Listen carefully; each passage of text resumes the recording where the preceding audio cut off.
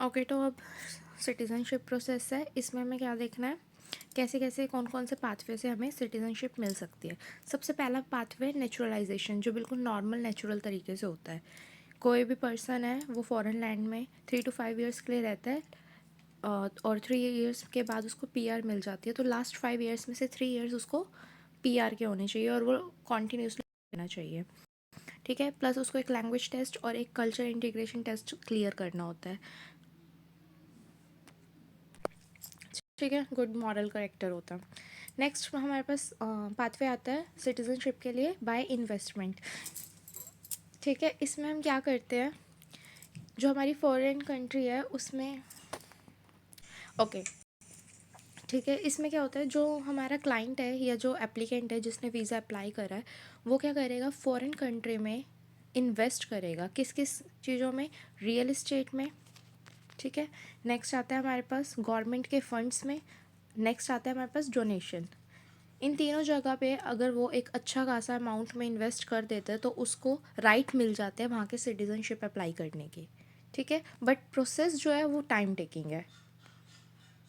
तो इसमें हमारी बहुत सारी कंट्रीज़ आती है। तो सबसे पहले हम बात कर रहे हैं कैरिबियन के लिए। ठीक है, इसमें Saint Kitts, Nevis, Dominica, Antigua, Barbuda, Grenada, Saint Lucia आते हैं। इसमें कैरिबियन की हम फर्स्ट कंट्री की बात कर रहे हैं, सेंट किट्स की। इसमें क्या है, उस पर्सन को, जो हमारा एप्लीकेंट है, उसको रियल इस्टेट में $2 लाख क्या करना पड़ेगा, इन्वेस्ट करना पड़ेगा रियल इस्टेट के बिजनेस में। ठीक है, प्लस वो जो प्रॉपर्टी है उसको 7 years तक होल्ड भी करके रखनी पड़ेगी, तब जाके उसको सिटीजनशिप मिलेगी। तो ये कितना लेंदी प्रोसेस है। नेक्स्ट आता है सेंट किट में, अगर हमको सिटीजनशिप लेनी है कि रियल इस्टेट में इन्वेस्ट ना करिए क्योंकि एक टाइम टेकिंग प्रोसेस है, तो दूसरा प्रोसेस आता है हमारे पास गवर्नमेंट फंड में वो इन्वेस्ट कर देना। तो गवर्नमेंट फंड में हमें कितना करना है, $1,50,000 इन्वेस्ट करने, कहाँ पर, शुगर इंडस्ट्री डाइवर्सिफिकेशन फाउंडेशन में। और ये जो अमाउंट है वो सिर्फ एक एप्लीकेंट के लिए अप्लाई होती है। नेक्स्ट आता है हमारे पास डोमिनिका, कैरिबियन का डोमिनिका स्टेट। इसमें क्या है, रियल इस्टेट में हमें $2 लाख इन्वेस्ट करने होते हैं और डोनेशन देना होता है कितना, 1 लाख, किसको, इकोनॉमिक डाइवर्सिफिकेशन फाउंडेशन को। Next is Antigua and Barbuda. इसमें रियल इस्टेट में $4 लाख, बहुत हाई अमाउंट है अब तक का एंटीगुआ एंड बरबूडा में। $4 लाख देने होते हैं और डोनेशन किसको जाता है, नेशनल डेवलपमेंट फंड को, कितना, 1 लाख। बट ये कितने के लिए, 4 फैमिली ऑफ 4 के लिए है।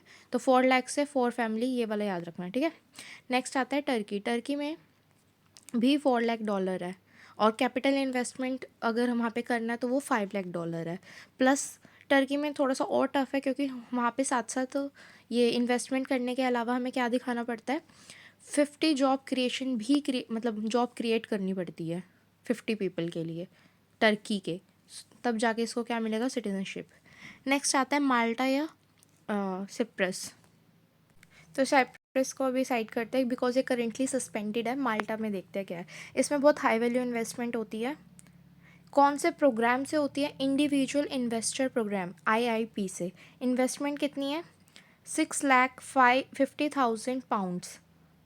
रियल इस्टेट में कितनी इन्वेस्टमेंट है, £3,50,000। और लीज पे लेते हैं अगर हम, तो तब पे करना होना चाहिए, मतलब पर ईयरली उसका पे रेट होना चाहिए £1,60,000। डोनेशन जाएगा 1 लाख लोकल एनजीओ को, 1 लाख पाउंड। ठीक है, और अगर गवर्नमेंट को पे करना है, इसमें बहुत सारी पे करने वाली पॉलिसीज़ है। डोनेशन जो गवर्नमेंट का है उसमें 30,000 पाउंड्स है गवर्नमेंट के फंड में, और अगर इसको ईयरली करना है तब बनेगा £8,750 पर ईयर। ठीक है, रेंटल प्रॉपर्टी पे। प्लस इसको सिटीजनशिप कब मिलेगी, 5 years बाद तो इसको पीआर मिलेगी और उसके 6 month बाद ये सिटीजनशिप अप्लाई कर सकता है। साइप्रस में क्या है, ये करंटली सस्पेंडेड है, बट इसमें पहले के टाइम में क्या होता था, यहाँ पे जैसे ऑस्ट्रेलिया में गोल्डन वीज़ा मिलता है, वैसे ही यहाँ पे यूरोप में मिलता है, पोर्टुगल में मिलता है, वैसे ही यहाँ पे भी गोल्डन वीज़ा मिलता था। ठीक है, इसमें £2 million रियल इस्टेट में इन्वेस्ट करने पड़ते थे, तब जाके यहाँ पे सिटीजनशिप मिलती थी। नेक्स्ट आता है, नेक्स्ट है 1 out 2। इसमें $130,000 इन्वेस्ट करने होते हैं, और जहाँ इन्वेस्ट करने होते हैं उस प्रोग्राम का नेम क्या है, किसके थ्रू इन्वेस्ट होते हैं, वनाउतु डेवलपमेंट सपोर्ट प्रोग्राम। ठीक है, इस अगर ये वाला वीज़ा मिल जाता है ना यहाँ का, वनाउतु का, तो इससे 120 कंट्रीज़ में फ्री एक्सेस कर सकते हैं इसके वीज़े से। जैसे इसमें इंक्लूडेड कंट्रीज़ कौन सी आ जाएगी, यूके में, शेंगेन में, ऑस्ट्रेलिया में।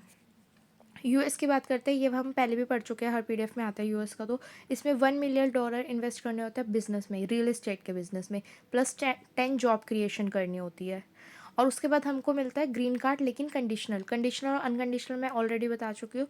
इसके अंदर इसमें क्या होता है, ग्रीन कार्ड मिलता है विद रिस्ट्रिक्शन, कंडीशंस लगी होती है इस पर, तो कंडीशन पिटीशन के थ्रू रिमूव हो जाती है। नेक्स्ट पोर्टुगल का ही हमने अभी डिस्कस करा था, गोल्डन वीज़ा होता है। इसमें 2,80,000 पाउंड्स लो डेंसिटी रीजन में रियल इस्टेट में इन्वेस्ट करने होते हैं। और अगर ये लो डेंसिटी ना होकर जनरल एरिया है तो इसमें 5 लाख पाउंड इन्वेस्ट करने होते हैं और जॉब क्रिएट करनी होती है।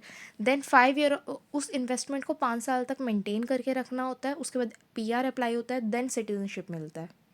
तो ये भी लेंदी प्रोसेस है, सेम एज सेंट किट्स, उसमें 7 ईयर्स का टाइम पीरियड था।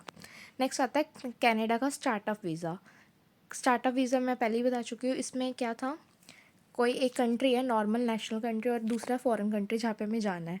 तो जो नेशनल कैंडिडेट है या नॉन इमिग्रेंट पर्सन है या फिर एप्लीकेंट है, वो एक बिज़नेस प्रपोजल लेके फॉरेन कंट्री के इन्वेस्टर्स के पास जाता है। अगर उनको वो प्रॉफिटेबल लगता है बिज़नेस, तो उसके बिज़नेस प्लान में वो इन्वेस्ट कर देते हैं। तो ऐसे करके उसको सिटीजनशिप मिल जाती है।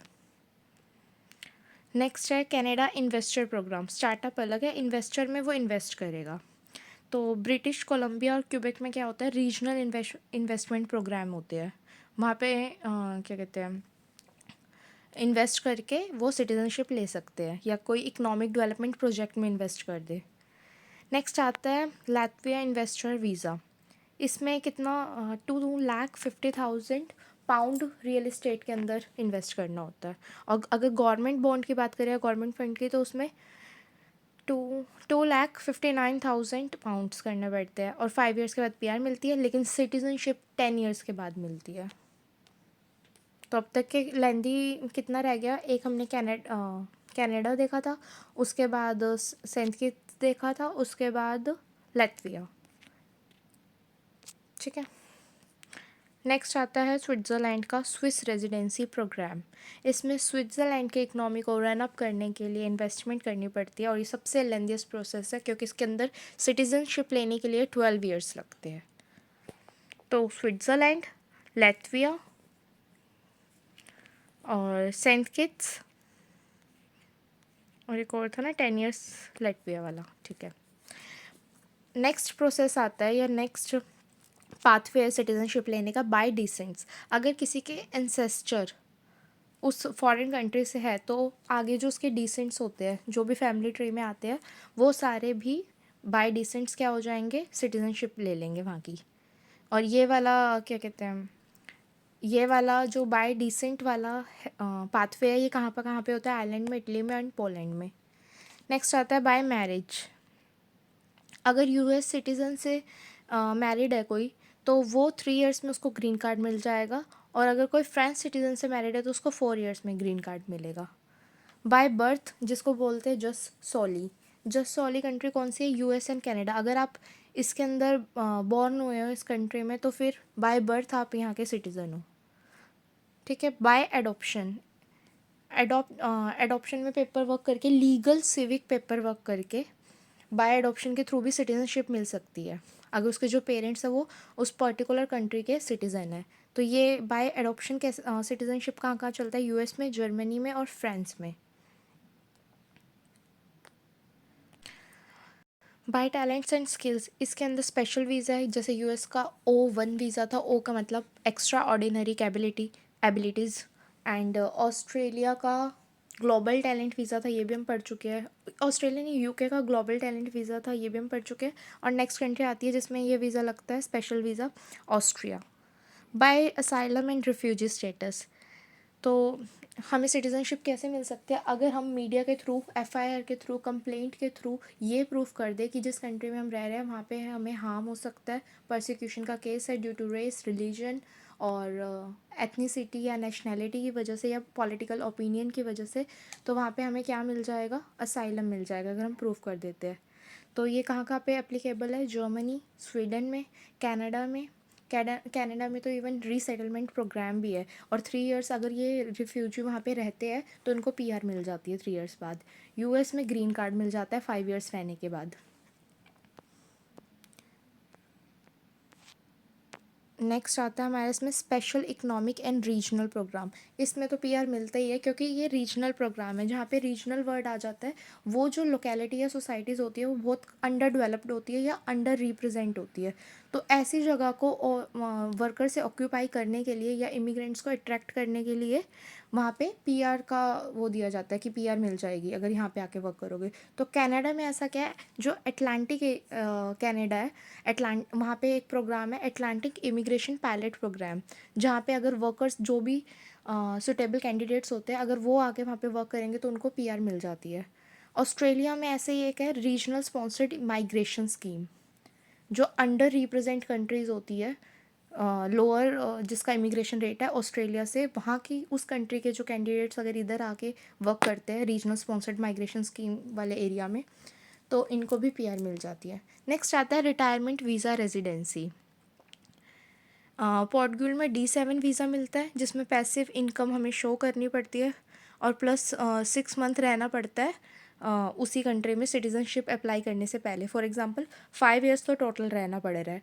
5 इयर्स में से जो लास्ट के 6 मंथ है ना, जब सिटीज़नशिप अप्लाई करनी है तो कॉन्टीन्यूसली हमें उसी कंट्री में रहना है, ट्रैवल नहीं करना है। ठीक है, तब लगता है रिटायरमेंट वीज़ा। और रिटायरमेंट वीज़ा के लिए मेन पार्ट क्या है इसमें, मतलब मेन की पॉइंट क्या है, पैसिव इनकम होनी ज़रूरी है। रिटायरमेंट वीज़ा इसलिए लगते हैं सबसे पहले, ये 50 से ऊपर या 55 से ऊपर लोगों के लगते हैं जिनकी एज 50 या 55 से ऊपर होती है। प्लस इसमें कोई वर्क का नहीं होता, अगर ये इसकी दूसरी कंट्री में आएंगे या फॉरेन कंट्री में आएंगे तो वहाँ की जॉब्स ऑक्यूपाई नहीं करेंगे। ठीक है, प्लस इनकी पेंशन आती रहती है, तो ये गवर्नमेंट के ऊपर भी कोई बेनिफिशरी नहीं है, तो इसलिए ये लग जाता है नॉर्मली। फिर आता है डिजिटल नॉमेड। डिजिटल नॉमेड का मीनिंग क्या है, जो वर्कर रिमोट एरिया में वर्क करते हैं, मतलब बेसिकली रिमोट वर्कर्स होते हैं। वो एक कंट्री में रहते हो, एक कंट्री में स्टे करते हुए दूसरी कंट्री के लिए या अपनी कंट्री से आउटसाइड का वर्क करते हैं। प्लस उनको जो पे मिलता है वो भी फिक्स होना चाहिए, ताकि वो अपनी जो जिस कंट्री में वो रह रहे हैं वहाँ पे अपना लाइफस्टाइल या अपने जितने भी एक्सपेंडिचर है वो सारा सस्टेन कर सके। फाइनेंशली इतने वो सस्टेनेबल या सफिशेंट होने चाहिए। तो ये जो डिजिटल नॉमेड का वीज़ा है, या इसको फ्रीलांसर भी बोल सकते हैं या सेल्फ एम्प्लॉयड वर्कर्स भी बोल सकते हैं, ये लगता है 6 मंथ से 2 इयर्स के लिए। ठीक है, इनको सबसे पहला जो दिखाना होता है प्रूफ, ये फाइनेंशियली सस्टेन है उस कंट्री में रहने के लिए। हेल्थ इंश्योरेंस इनका कवर होना चाहिए। जो जिस जिस कंट्री में ये डिजिटल नॉमेड का वीज़ा लगता है वो है एस्टोनिया। इसमें क्या दिखाना होता है, जो सैलरी आ रही है ना डिजिटल नॉमेड वर्कर्स की, वो पर मंथ कितनी होनी चाहिए, £3,500। ठीक है, और ये वीज़ा हर 12 मंथ में, मतलब पर ईयर रिन्यू भी होता है। और अगर ये 5 इयर्स कंटिन्यू वो जो फ्रीलांसर है वो उस कंट्री में रह गया तो उसको उसके बाद पीआर मिल जाएगी। सेम जैसे हमने एस्टोनिया में पढ़ा, ऐसे ये डिजिटल नॉमेड और कहाँ होता है, पोर्टुगल और जॉर्जिया में। ठीक है, इसमें ये रेजिडेंसी दे देते हैं इनको डिजिटल नॉमेड को, बट सिटीजनशिप नहीं देते। बरमूडा में क्या है, इसमें 75,000 डॉलर पर ईयर आने चाहिए उसकी सैलरी में, तब जाके उसको उस कंट्री में बरमूडा में रहने दिया जाता है। नेक्स्ट आता है दुबई। दुबई में वर्चुअल वर्किंग प्रोग्राम बोलते हैं डिजिटल नॉमेड्स को। इसमें क्या कंडीशन होती है कि $5,000 पर मंथ अर्न करना चाहिए वो फ्रीलांसर, तब जाके उसको ये डिजिटल नॉमेड का वीज़ा मिलेगा। प्लस जो इनकम आ रही है वो टैक्स फ्री इनकम होनी चाहिए, और इसको मेडिकल इंश्योरेंस वगैरह सब एक्सेस करने को मिलेगा। बाकी जगह ये नहीं था, बट ये जो एक्सेस राइट है ये कहाँ पे मिले है, दुबई में। नेक्स्ट है इसमें मोनाको रेजिडेंसी वीज़ा। 10 ईयर के लिए सिटीजनशिप देता है ये, और ये बहुत हाईली सिलेक्टिव प्रोसेस है। यहाँ पे फ्रीलांसर जो उस कंट्री में आते हैं, मोनाको की कंट्री में, वहाँ पे इनका सिलेक्शन प्रोसेस किससे होता है, जैसे कनाडा में FSW था ना, फेडरल स्किल्ड वर्कर प्रोग्राम, उसमें बहुत हाई स्किल्ड वर्कर थे। कौन सी फील्ड से, स्टेम से। स्टेम का मतलब क्या था, साइंस में, टेक में, इंजीनियरिंग में या फिर मैथमेटिक्स में। तो ऐसे यहाँ पे भी है हाई नेट वर्थ जो इंडिविजुअल है HNWI, सिर्फ उनको मोनाको रेजिडेंसी में वीज़ा मिलता है, और 10 ईयर्स के लिए सिटीजनशिप, मतलब सारे वर्किंग राइट्स मिलते हैं, वोटिंग राइट्स सब कुछ। फिर आता है हमारे पास अगला तरीका सिटीज़नशिप पाने का, स्पेनिश या नॉन लिक्रेटिव वीज़ा। इसमें क्या है, हमें बस अपनी पैसिव इनकम का एविडेंस देना होता है, जैसे वो पेंशन का एविडेंस था पैसिव इनकम का। और स्पेन में वर्क भी नहीं करना होता, विदाउट वर्किंग इन स्पेन हमें वो वीज़ा मिल जाता है। 5 साल के बाद पीआर मिलती है और 10 साल के बाद सिटीज़नशिप। फिर आता है एक सिटीज़नशिप पाने का तरीका, मैरिज या फैमिली के थ्रू। यूएस में हम ऑलरेडी इसको पढ़ चुके हैं कि यूएस में ग्रीन कार्ड अप्लाई कर देता है स्पाउस, अगर उसका जो फॉरेन स्पाउस है या जो स्पॉन्सर स्पाउस है वो सिटीज़न है वहाँ का, तो 3 साल बाद उस स्पाउस को, जो बेनिफिशियरी है, उसको भी मिल जाएगा वीज़ा। यूके में भी अप्लाई कर सकते हैं, लेकिन फाइनेंशियली एक कंडीशन होती है, कितना रिक्वायर्ड होता है, 18,000 पाउंड्स और एनुअल इनकम मतलब चाहिए होती है, प्लस 5 ईयर्स के बाद वहाँ पे वो मिल जाता है परमानेंट रेजिडेंसी। कनाडा में 3 आवर्स चाहिए होते हैं, फ्रांस में 4 आवर्स। इसमें एक और कंडीशन है, जो 4 ईयर्स है वो लिविंग टुगेदर होने चाहिए साथ में। And done.